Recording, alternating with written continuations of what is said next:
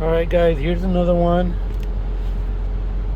that had me freaking stuck. I'm trying to give you guys these tips, that way you guys don't suffer like me and have these issues. Sorry. Anyways, 2006 Nissan Quest. So this car would not start.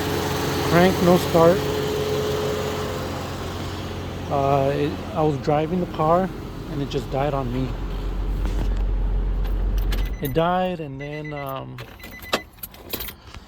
was driving. It died, and when it would crank, no start. It felt like it was a crank sensor or a cam sensor. So I pulled up the scanner, and it said crank sensor bank 2. Replace that, nothing. Crank sensor. The cam sensor bank 1, replace that, replace the crank sensor, nothing. So it would start, crank, but will not keep itself running. And guess what it was?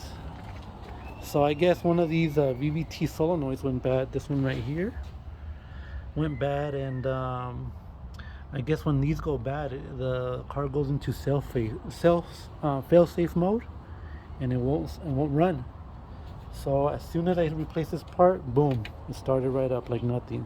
I was about to do the timing chain. I thought it was a tensioner, or I skipped a tooth.